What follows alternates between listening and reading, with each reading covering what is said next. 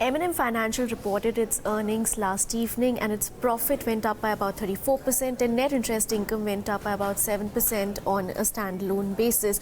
AUMs, however, fell by about 1% on a sequential basis and growing by about 18% on a YY basis. To talk to us about the earnings, we have Mr. Ramesh Iyer of M&M Financial with us. Sir, hi. So basically, there's no respite coming in as far as the auto sector is concerned, and somewhere that's reflecting in your AUM's growth as well. So could you talk to us about the quarter gone by, and when do you expect this sort of a revival to come in as far as your earnings is concerned, and fresh disbursements as well? So clearly the quarter gone by has been a difficult one for the overall industry out there, and we have seen some declining volume. Largely from a heavy commercial vehicle perspective, the volumes have been even steeper fall. But one should also recognize the fact that heavy monsoons in major states like UP, Bihar, Maharashtra, MP has caused a lot of delay in terms of losing number of days, productive days, and therefore the footfall at the dealerships have been low. But what we hear from dealers across the country is the festival season demand has been pretty good, especially the Dussehra demand was very good, and they do expect that the Diwali Dhanteras demand is holding up and the footfall is very, very exciting. So for us, we in particular are concerned, last year and the year before, our growth did come from heavy commercial vehicle, and the slowdown in heavy commercial segment is causing a kind of growth pressure for us as well. But given our approach on multi-product, our pre-owned vehicles are doing very well. Our gain in market share for UV, tractors, cars have helped us to maintain growth, and we definitely do expect that whatever little loss in disbursement that we witnessed in the previous quarters could possibly be made up going forward. And we continue to maintain our stance in as far as AUM growth is concerned, which we said at the beginning of the year could be 15 to 20%. I think we continue to maintain that stand. Okay, so within various segments, cars, UVs, heavy commercial vehicles, and you mentioned the pre-owned vehicles as well, for the rest of the year, which segment would be the focus area for you, and where can we expect the maximum growth to happen? I think clearly the growth engine for us is going to be pre-owned vehicle for the balance of the period, followed by cars, UVs and tractors. Commercial vehicle definitely is a segment where we see a degrowth even for us as far as disbursements are concerned, because the industry is kind of reeling under a lot of pressure, especially the heavy commercial vehicle degrowing close to about 50-60%. If that do pick up over the next couple of quarters, that could add. But I think at this stage as we speak, our growth engine is going to be pre-owned vehicle followed by UV, cars, tractors.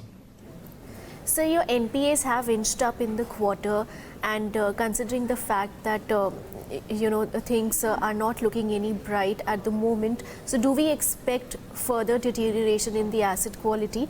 Could you help us with an outlook as far as the NPA levels are concerned by year end? Where do we expect the same to be?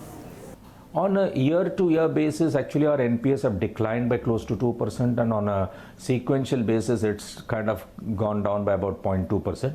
Normally, the first and second quarters are not the great quarters from a rural point of view, because there are not many activities, monsoon delays the activity, productive days gets lost, etc., etc.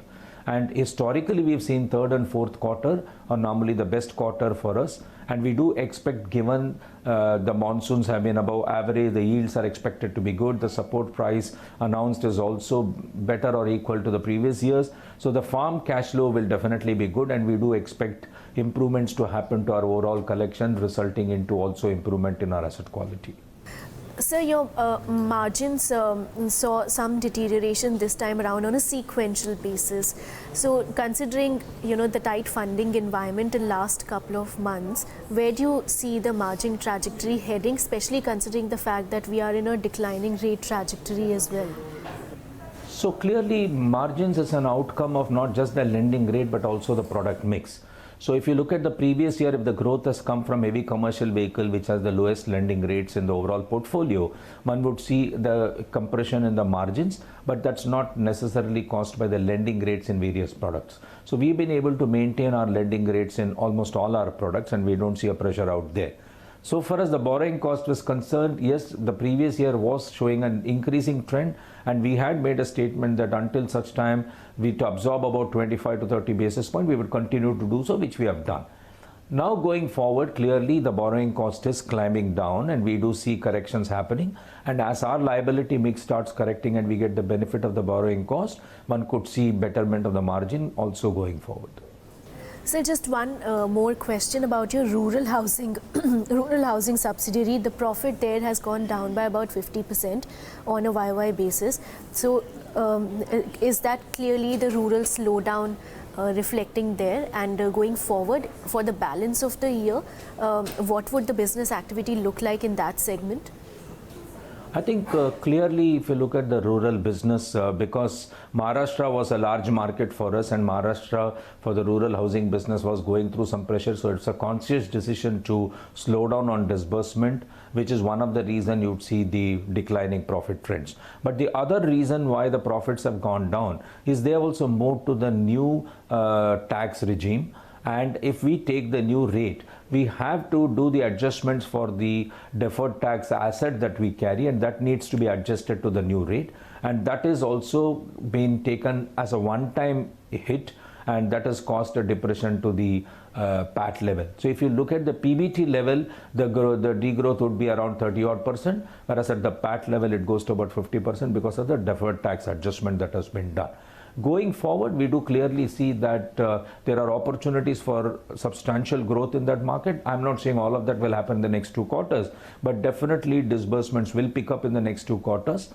And the collections will also show substantial improvement because they're also operating in the same rural market where the cash flows do tend to improve in those 2 quarters. So we do see a correction that would happen in the next 2 quarters for even the rural housing business.